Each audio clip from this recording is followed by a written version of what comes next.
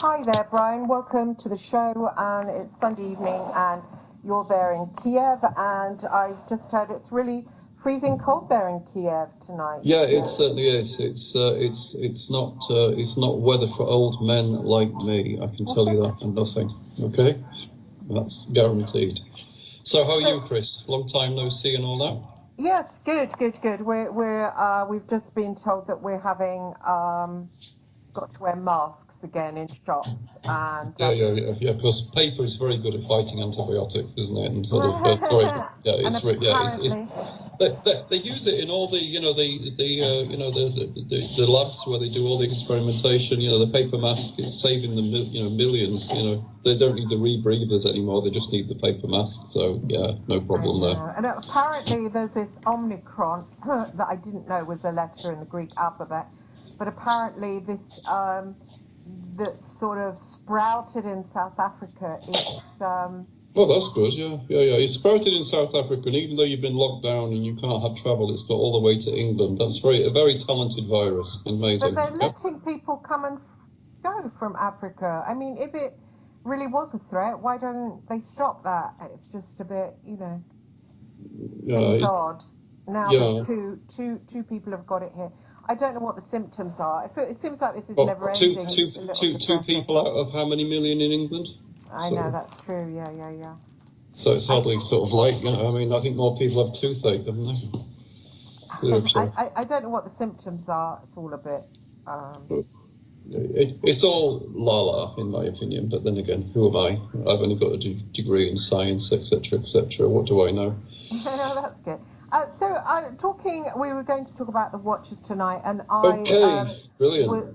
Was going to tell you about an astral experience I had where I remote viewed Bianchi, the serial killer, and I found something inside him that it just kind of came out of him and fell to the floor, and it was like a moth, an insectoid, like a radioactive kind of moth, and I kind of followed it back to its hive, and it appeared to be with like mantids, and I know a lot of people have, like Simon Parkes and other people have talked about these mantid beings. If you can just stop there for a second, Simon Parkes. Oh, okay. Well, I don't really know Simon. I have to say, I don't know him, but he said, "I've spoken to the people who are in control, and Trump will be back in power." Oh, I see. He'll be back in power by the end of September. It's now November, and we have no Trump back in power. So right. I don't listen to him. However, these mantids, they seemed like they shapeshifted, which reminded me of the jinn that I encountered that can shapeshift. So, and you said to me, I think in a Facebook post, that was the jinn. The creatures that I saw were jinn. I mean, can they be, obviously they're higher beings, but can they be that repulsive? Well, I mean, the thing is it's like the jinn per se don't really have a shape. Yeah, okay. They don't. They are beings of light, ironically. Yeah. The type of being they are is reflected in their light. However, they do have the ability to influence how we see them and how we perceive them. Yeah. Also, because they are of light and energy, they also distort time that's around them as well. And as we've spoken in the past, it does fit what we understand the alien abduction scenario. The creatures, the time distortion, etc., etc. I mean, if you sort of speak to people like the Sheikh or etc., and people who we know, they will say the same things. I mean, the jinn fit the category of alien too well for them not to be alien, if that makes any sense. I'm not saying that they are not supernatural beings, but a lot of their characteristics and a lot of their MO, so to speak, fits the alien agenda. So it's, you know, it's really what comes first, the chicken or the egg, you know. Were the jinn first and they are now called aliens, or are the aliens mistakenly called aliens, but really they're jinn? You know, I mean, or is, you know, are there aliens? But so why would they want to adopt people? well, I mean, they're not human for a start. You know, I mean, this is the thing when you know, like when I speak to people who allegedly have jinn encounters, yeah, 99.9% of them are imaginative. I'll tell you at the end of the show, but realistically, there is one denominator with a jinn encounter, which essentially, if you speak to people who have had a jinn encounter and they don't mention it, then essentially they've got good imaginations. Okay? I'm not going to tell you, because if you do some investigative journalism, it's the one question you can ask, and essentially, if they don't answer this question, then it's like, nice game, but you've been sus, so to speak. Yeah. But tonight you want to speak about what you do. Are you getting undressed, Chris? No, I just moved my laptop a little bit. Yeah, that doesn't really help. Okay. So you want to speak about the watchers, yeah? Well, apparently now the watchers are jinn, are they? No. Oh, okay. Okay, right. Okay, you still keep moving your laptop. Sorry, it's sticky. Okay, carry on. Right. Okay. The watchers. Before we start this program, I am going to give the listeners a warning. The most dangerous occult entities that you will find are the watchers. Okay? They are extremely powerful. They should not be approached by anybody who's trying to do some kind of like, let's try and pull a watcher because it sounds like a good idea. Anybody with idle curiosity, they really don't want to be anywhere near the watchers. Essentially, the watchers go back to at least 300 years before the first Bible. Yeah, okay. They are Persian in origin. Their influence even today is absolutely everywhere. Okay, yeah. Like for example, part of the Watchers MO. Yes. Maybe put the laptop on the table. Okay, it's on the table now. Okay. Part of the Watchers MO is they have what they call the watchtowers, which were originally called the ziggurats. Yeah, okay, they are the, if you like, the four elements, and each element has a watcher. Now, where have we heard the word the watchtower? Bob Dylan song? Yeah, and where's it from there? Who comes up to you in the street and say, would you like a copy of the watchtower? Jehovah's Witnesses. Yeah. Yeah, so essentially it goes back there. Now, the watchers per se were taken out of the canonical Bible, even in the Jewish Bible, and they completely disappeared. But why did they take them out? Well, I'll get round to that. Okay. They completely disappeared, and what happened was that somewhere, I think in the sort of like 11th or 12th century, there was a breakaway Jewish movement that went to Ethiopia. Yeah, okay. And in Ethiopia, they took with them the need for the Book of Enoch. And in the Book of Enoch, that is where the Watchers are mentioned. I mean, the Watchers are part of a Mesopotamian star cult around 3000 BCE. Yeah. And one of the beliefs of the star cult was there were 4 major stars, and each one ruling over the 4 cardinal points. These stars were known as the Lord or the Watchers. Yeah. So the Watcher of the East Star was a god called Aldebaran, the star that marked the time of the venereal equinox. The Watcher of the South was Regulus, who marked the summer solstice. The marking of the autumnal equinox was Anthraeus, the Watcher of the West, and the North Watcher of the winter solace was Vorholt. Yeah, and the actual towers were known as ziggurats. Yeah, okay.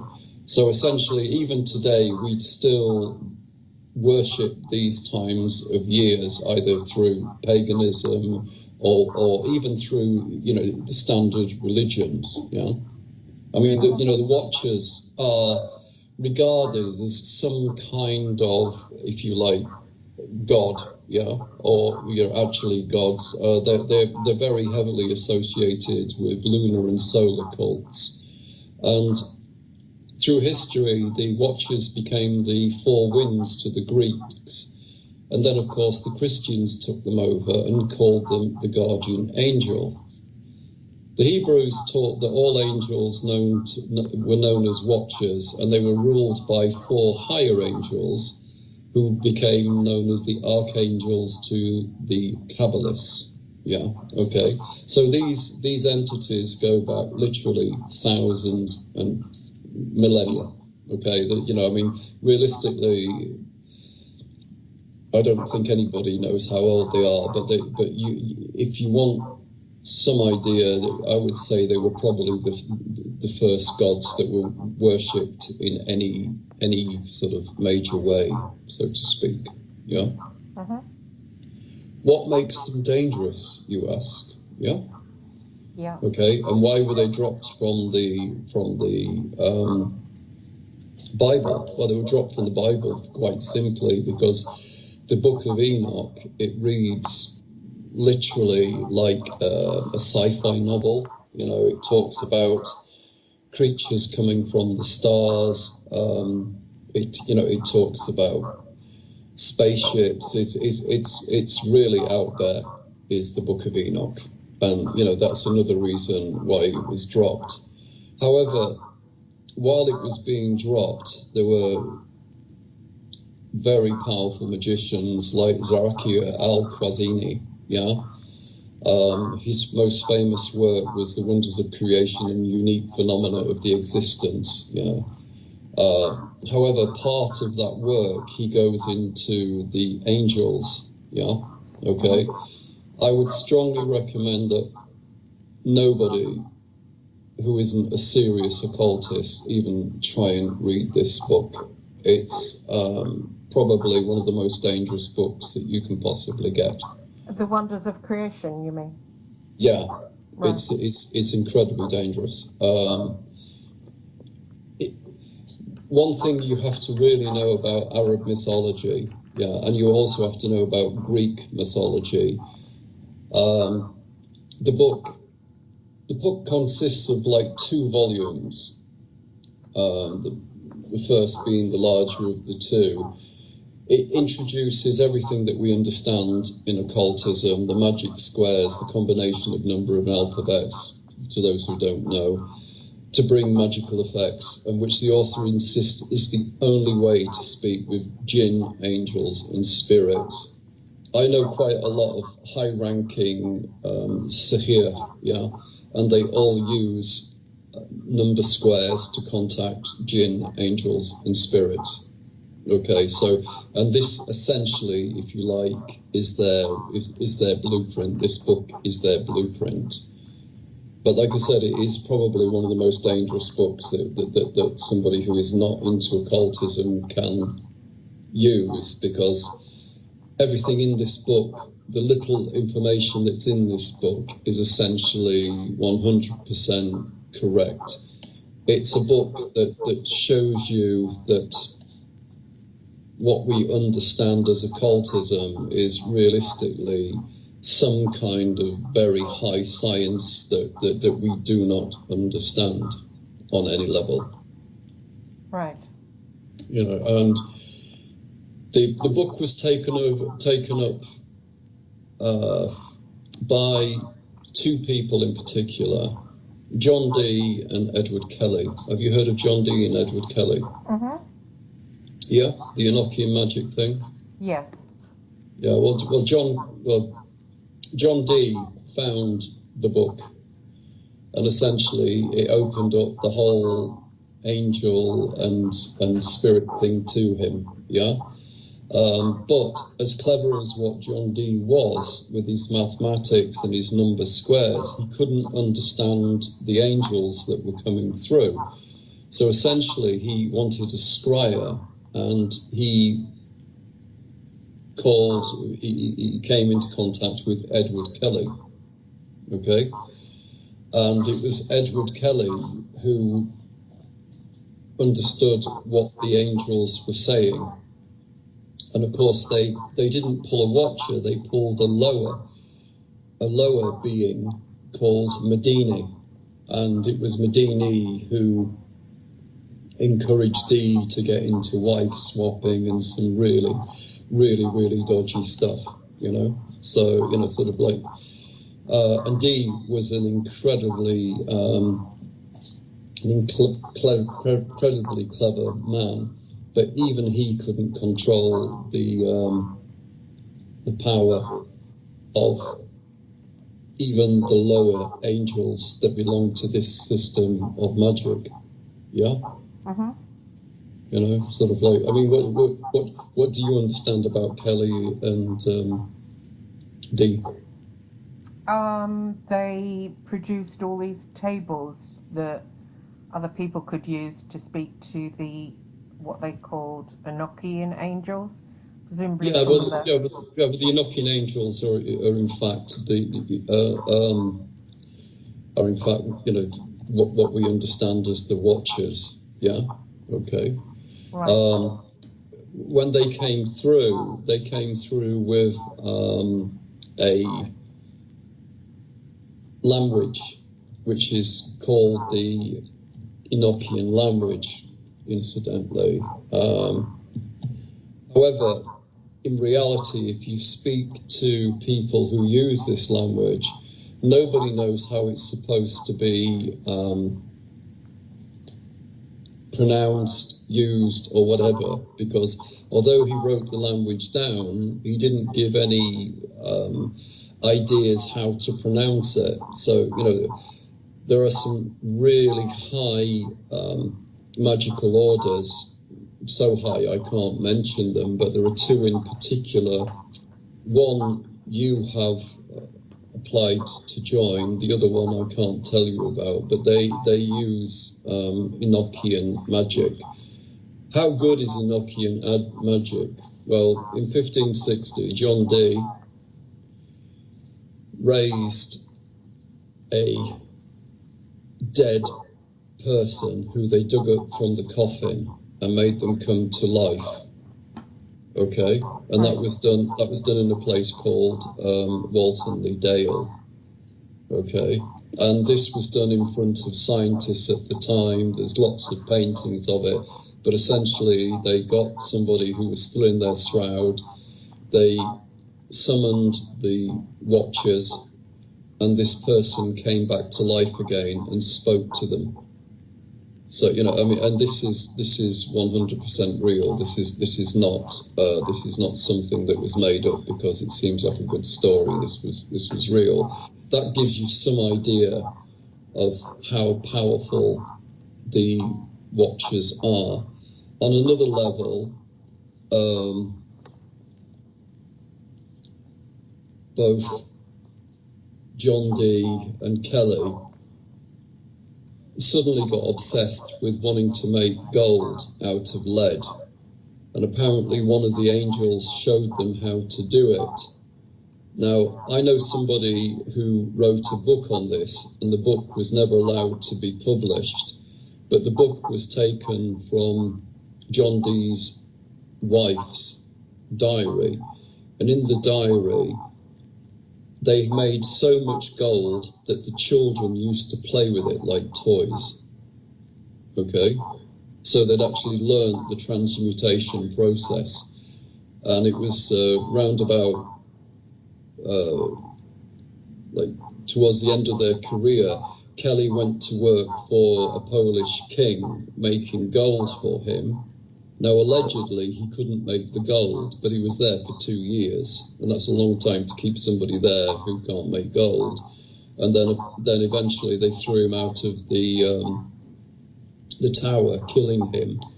But essentially, if you've got somebody who can make gold and you're a king, then realistically, gold buys armies, and that's your job over and done with, so to speak. Yeah. Hmm. So this gives you some idea of how powerful the Watchers are, so to speak. Is that why they were taken out of the Bible, do you think? So I think they were taken out of the Bible because of the Book of Enoch. And if you read the Book of Enoch is a very, very mysterious book. Like I said, it really borders more on sort of like a science fiction model, like for example in chapter 36, and from thence I went to the earth and saw there open 3 portals of the heaven, and thence came the rain, and thence in the east, and the heaven and the eastern portals, and the heaven and the small portals, and these small portals passed, and heaven went their course in the path that shows them, as often as I blessed the Lord. Yeah, I saw the glory and continued, the Lord of glory, who was wrought in great and glorious wonder, and showed the greatness of his work, and the angels of spirits to men. Praise his work. But it talks about portals, it talks about sort of really, sort of like star people, sort of like, instead of like for example, and I saw a star of heaven come forth, and I counted the portals out of which they proceed, and down in their outlets of each individual star by itself, according to their number and their names and their courses and their positions. He's talking about things coming out of stars, yeah, or some kind of craft, yeah. Sort of like, he also goes on to say, and thence I went to see the end of the earth, the great beasts, each differed from the other. I saw birds, also differing in appearance, of beauty of voice, and one differing from the other. And from the east of those beasts I saw on earth were on the heaven. So once again, it's he mentions Raphael in the books. Like I said, this is a very, very, very early book. It's much more before the Bible ever was. And if this is the case, then realistically, what they're writing about in the Bible, because there is, it's been written about in the Book of Enoch, and the Book of Enoch is not talking about these prophets, etc., etc. He's talking about star beings. He's talking about beasts. He's talking about angels. He's talking about the angel Zoetel, and things like this. It has nothing to do with what we understand Judaism or Christianity. Hence, that's why they pulled it, because essentially, you can't sell your product if there's another product that's suggesting that all these things that we worship are tied to the stars, so to speak. Yeah. So what is that saying then? If the things we worship are tied to the stars, what does that say? Does it matter? Well, what does that say? Well, of course it matters. Yeah, because essentially we're told there's one God of the universe. We're not told that there is many gods, and they come through to portals, and they they can change time, and they can change your entire sort of perspective on everything, and that they're very real. And Enoch saw these. He wrote about them. And when he writes about them, he talks about the portals, he talks about the ships, he talks about the angels coming through. He talk in it. He even talks about what fragrances to use to call these entities. You know, sort of like, and in chapter 25 he says unto me, Enoch, why dost thou ask me regarding the fragrance of this tree? Well, the fragrance of the tree is frankincense. Yeah.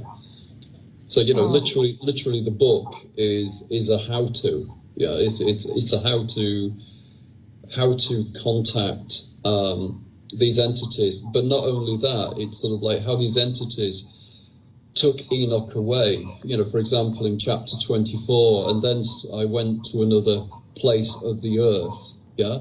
Well, what's the other place of the earth? I mean, this ties into what people are saying about the inner earth. Yeah. So, with all these sort of like references, yeah, it's, and, sort of, and the descriptions, it's like, but they sound like jinn, don't they, from what you've described? Yeah.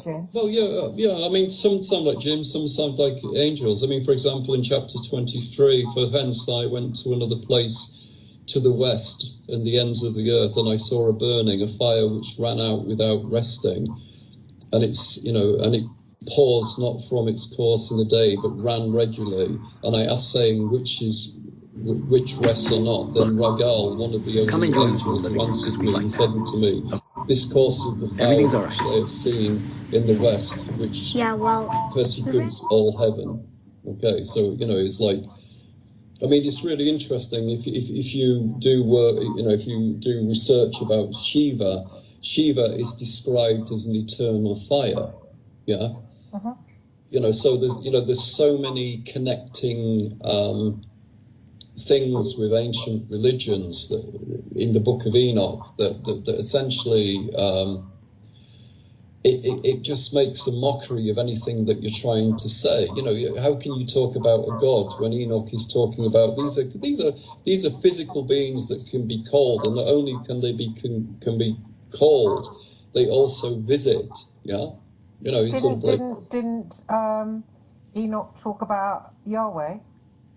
No, he doesn't mention Yahweh. He just mentions the watchers. He does mention Raphael.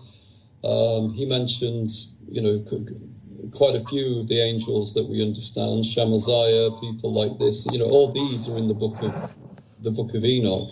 But to understand the Book of Enoch, you have to really understand what is being said. I mean, Uriel is mentioned as well within the book. It's sort of like the cherubim.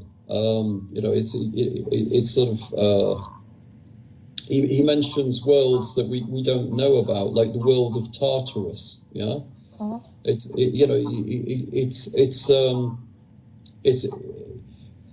literally a how-to book. It's got the angels, if you really want to contact angels, it's got the angels which travel through these dimensions and portals. It tells you all these angels. It tells you how to contact them, and it shows you, sort of like within the earth there seems to be more earths, etc., etc.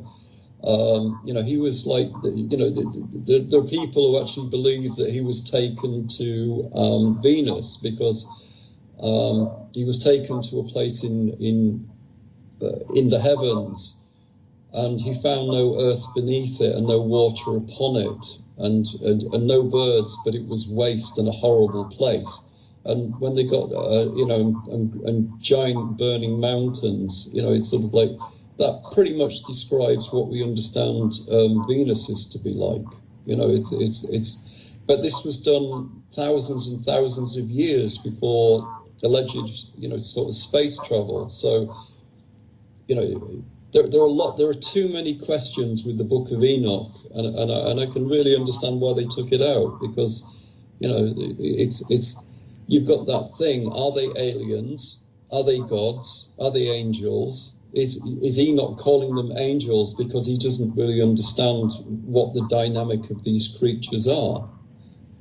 it's it's a very, very mysterious book. I recommend that that people read the actual Book of Enoch. So who do you think Shiva is then? One of the Well, I mean, if you look at these really, really ancient texts, I think that every culture, if you like, calls these phenomena by things that they understand, and within the texts of Enoch, they describe these eternal burning fires, where Shiva is described as the eternal burning fire, but also Shiva is also described as nothing and everything. For example, if you speak to gurus in India, they say, the stars are floating. Well, what are they floating in? Well, the simple answer is, as though they float in gravity.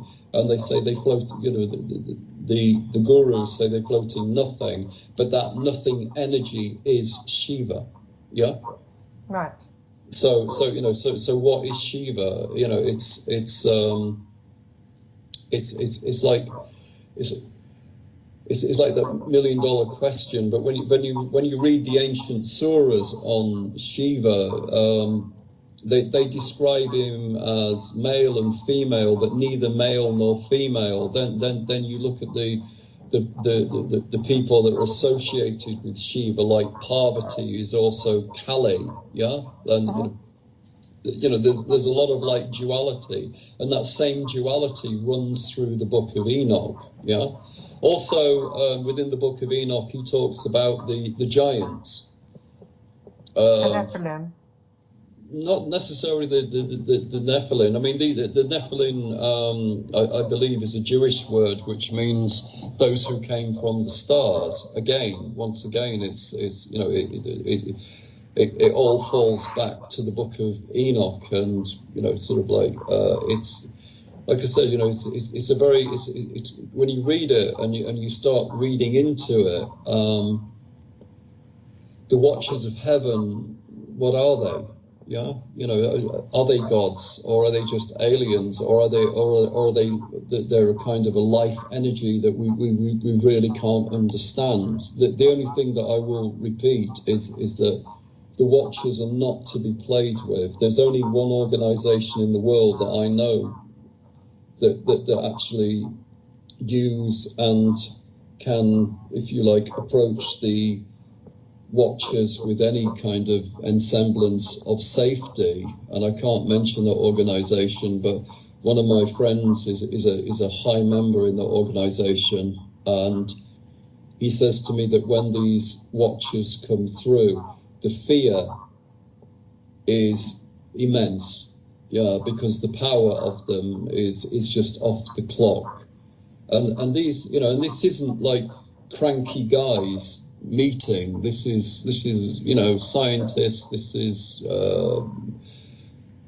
top intelligent people, and they all say the same thing, and they all notice what happens when when these entities are called. And what does happen? Well, essentially, they're usually overcome with fear, because the thing is so powerful. Yeah, it comes into the room and it's so powerful, and whoever's sort of called the entity usually is exhausted by the end of it, because they are so frightened that that they understand that it's like being next to a tiger, or even something bigger than a tiger that can eat you.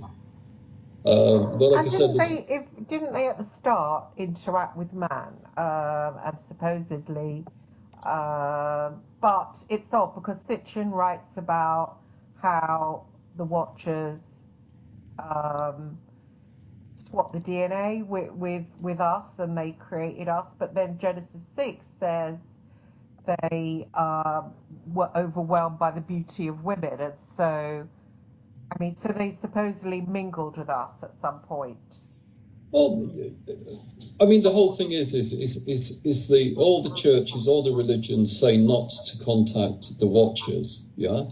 Well, I mean, it's very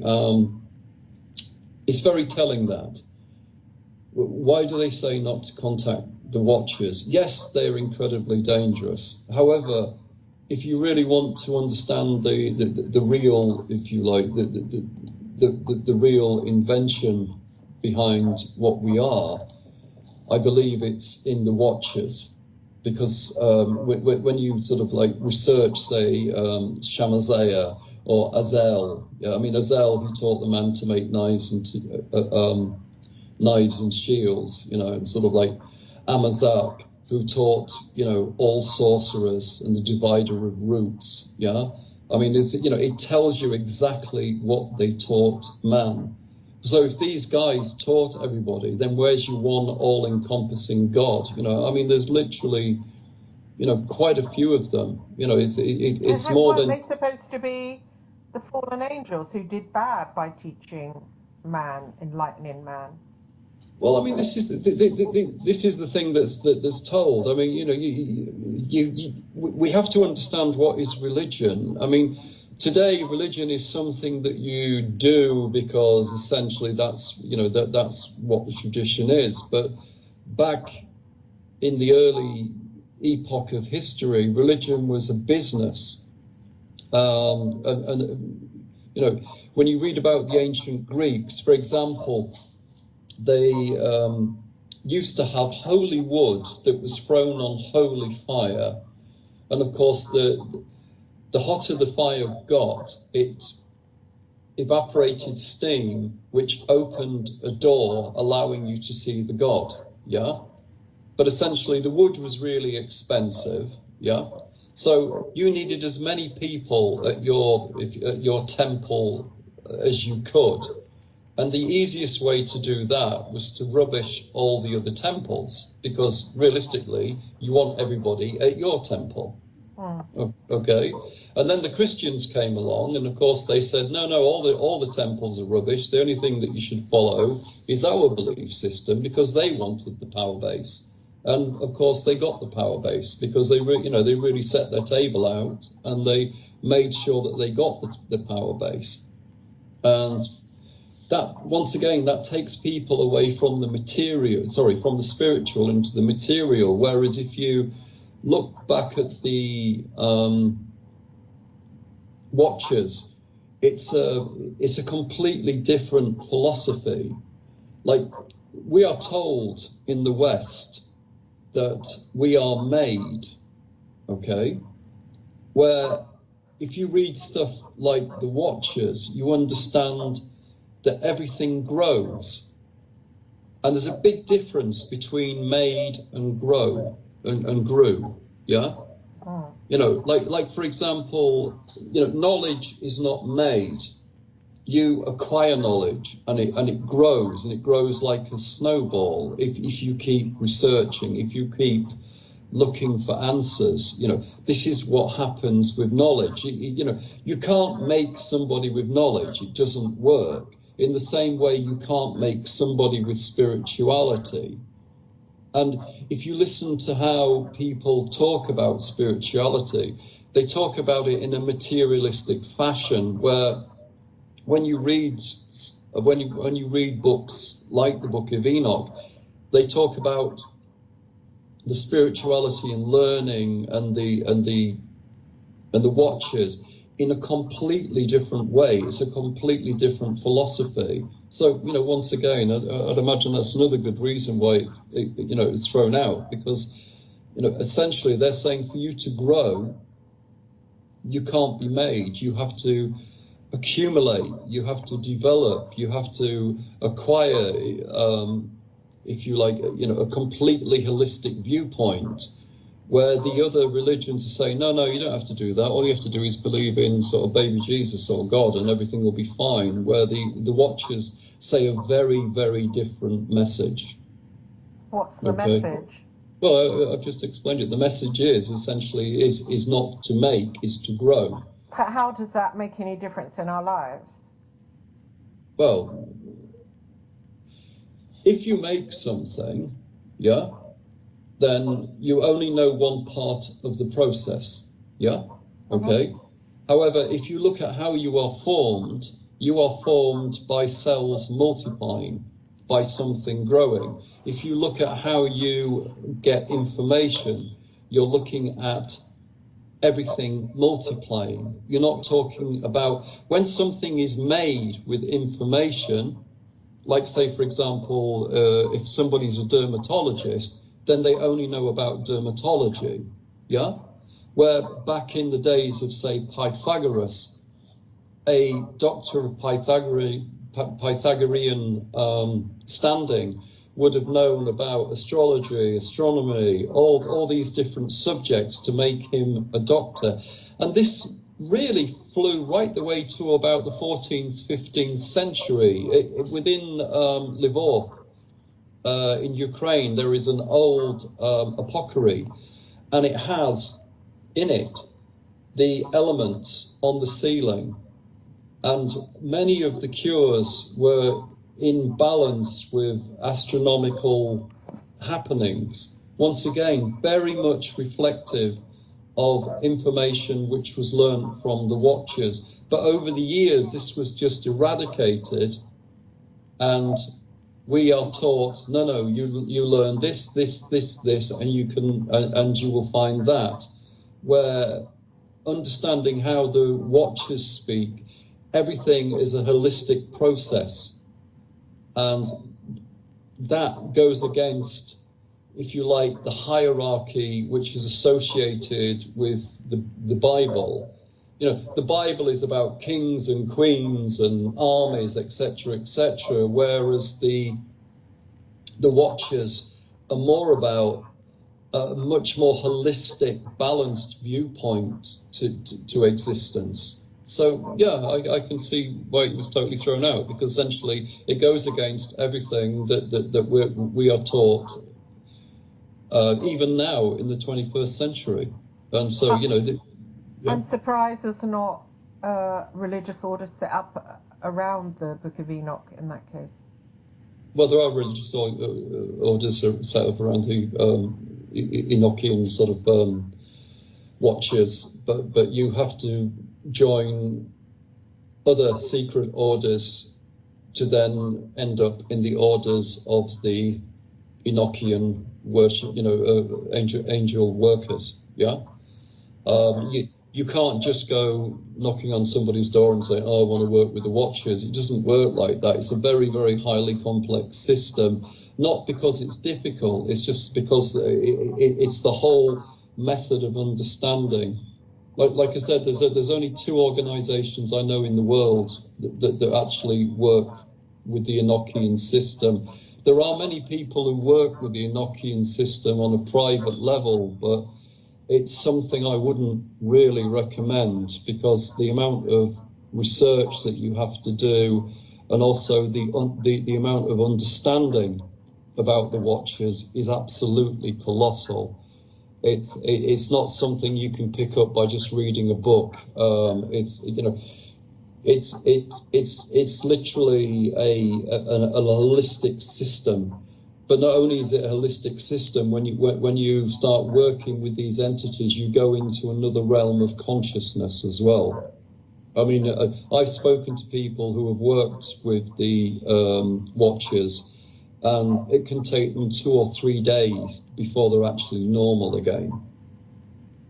You know, and can you imagine? if there was an angel of the north, east, southwest, what about all the extra watchers? There's quite a few, isn't there? So where were they? Well, I think it's like anything else. It's sort of like, you know, there are many watchers. I mean, the ones that we know, there's like 28 of them that we know. But then you go into, if you like, the Nephilim, yeah, okay, and then you go into sort of like, you know, there's, I mean, they have many names, but this is. You know, this is part of the Book of Genesis. This is part of the, if you like, the Abrahamic system, whereas the real Watcher system is probably, you know, very ancient. What we understand as Mesopotamia or Samaria. Yeah. So I mean, you know, whenever I've read about the Watchers, I always find that the Nephilim to me contradict what I understand the Watchers to be, because to me the Nephilim are, if you like, part of the Judaic system, which is a hierarchical system. I mean, there is hierarchy within the, if you like, the Watcher system, but it's more of an inclusive hierarchy. Yeah, whereas if you like, if we look at, say, the Catholic religion, you've got the Pope, you've got his archbishops, you've got all his entourage, and they all go down in levels. And once again, it's this the information that is fed to these people is tiered, whereas the Watchers don't really work like that. They work on a completely different method of learning and thinking. Very simple. It's very similar to sort of like high-level Hinduism, which essentially works on the same, holistic operation. For example, if you listen to, say, Sadhguru speak, he's very knowledgeable on many, many subjects. The gurus that I know in India are the same thing, because they spend something like 20 years at what we would consider a university. It's and that's the subtle difference. But with all this knowledge, instead of being materialistic and hierarchical, they're more interested in, if you like, accumulating knowledge for themselves, or if you like, what they call seeking enlightenment. And they try and give this seeking enlightenment to their followers and people who are interested. But people aren't interested, because to seek enlightenment, then one has to be holistic. And if you're going to be holistic, then you're not going to follow the, if you like, the Abrahamic system. So, like a lot of people just don't bother with it, because it's so alien. What do you think is going on right now with, Well,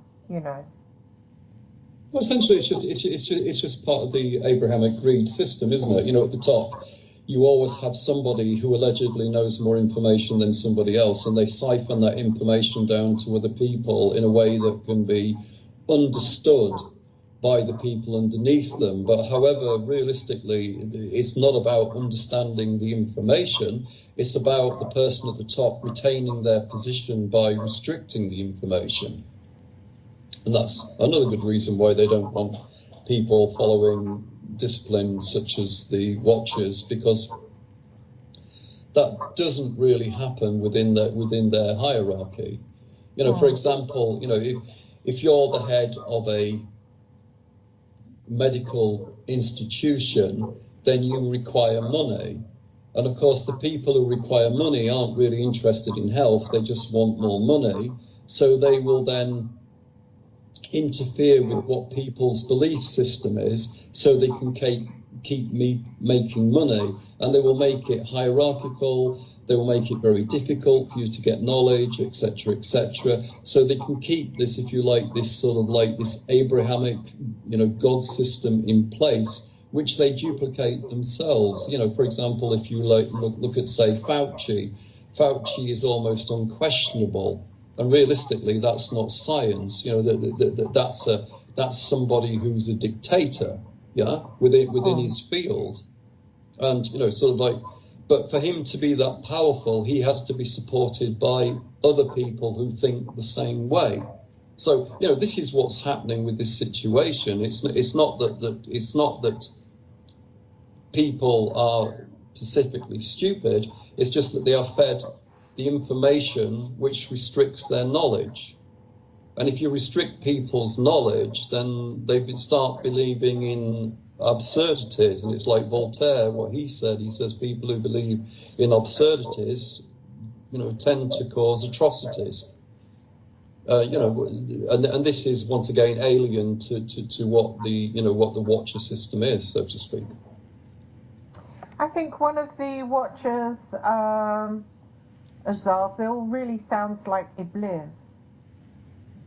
Well, I mean, you have to understand that these names go back not just like a few millennia. These names go right back to the beginning of time. And so, you know, like over the years, the religions that don't want people to get in contact with these entities, they red flag them, so to speak. Yeah, I mean, we can see it today. I mean, for example, you can't find any genuine information on giants. Why? Because it doesn't fit the Christian narrative of evolution. So, you know, in America, where they found caves of giants, the bones were ground up and the Smithsonians destroyed the evidence.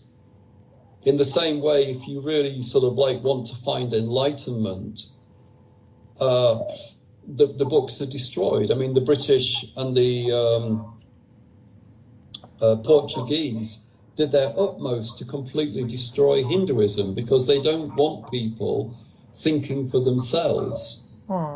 And realistically, if you want to, you know, it's only people who think for themselves who can work with the Watchers. But unfortunately, it's very, very difficult. John Dee, who thought for himself, who was a brilliant thinker, John Dee, ironically, created 007. I don't know if you know that. Do you know that? Yes, I do. Yes, I do.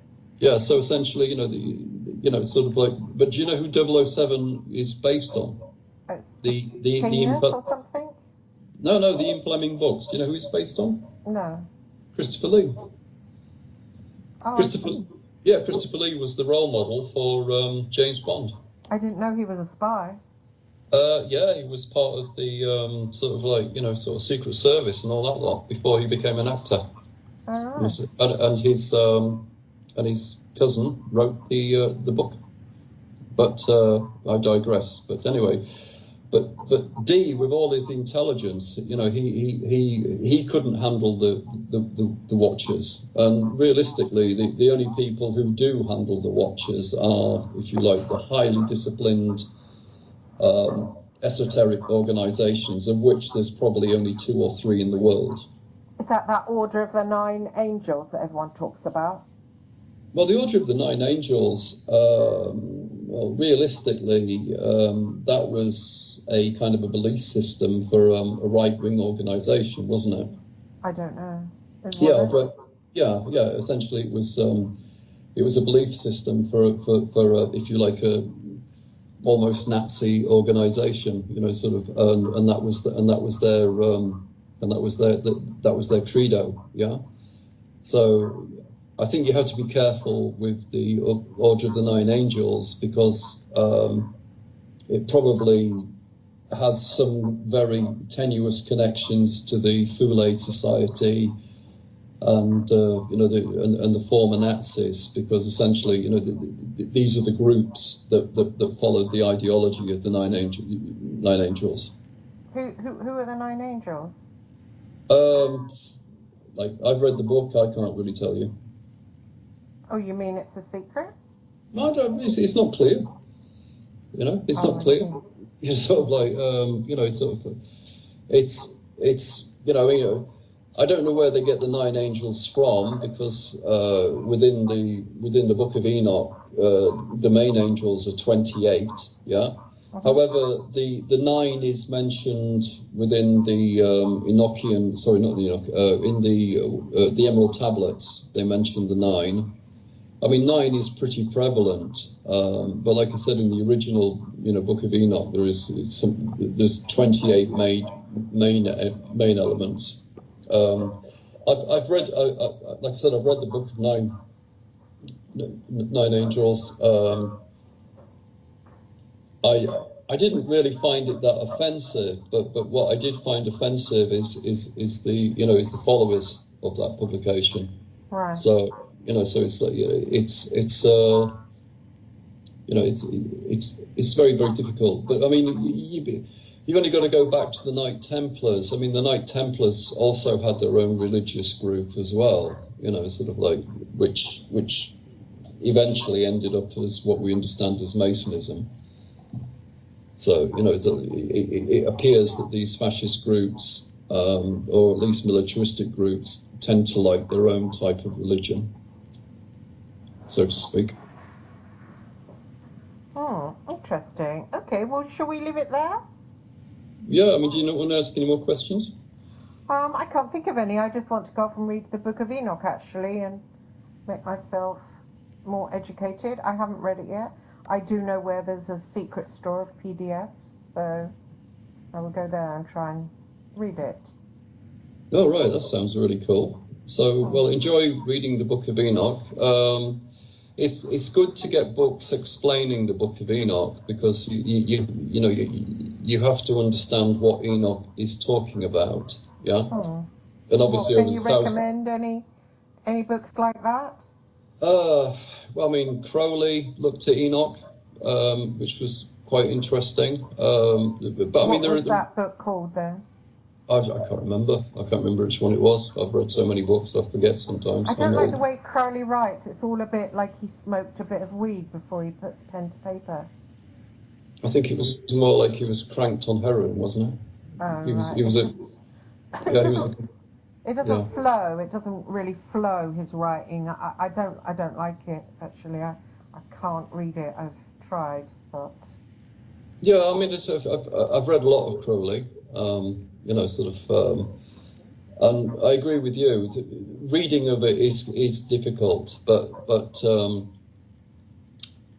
if you join societies that actually follow Crowley, it makes the reading easier, so to speak, because a lot of what Crowley wrote was in code, yeah, as very much as what the Book of Enoch. I mean, the Book of Enoch is absolutely full of code. Which is good. So, but my advice is unless you are going to join a serious organization, I would severely think twice about working with the Watchers. Well, I was accepted into the OTO. I've just got to go along to a mass in December. Yeah, well, good luck with that. I mean, it's the OTO mainly concentrate on Kabbalistic magic in the beginning. So, whether or not they go into Enochian Magic, I don't know. But there you go. You have a good night, yeah? Thank you. All right, and thank you very much, Brian, for coming on, and thank you, everyone, for listening. See you next week. Take care. See you soon. Thank you, Brian. Bye. Bye.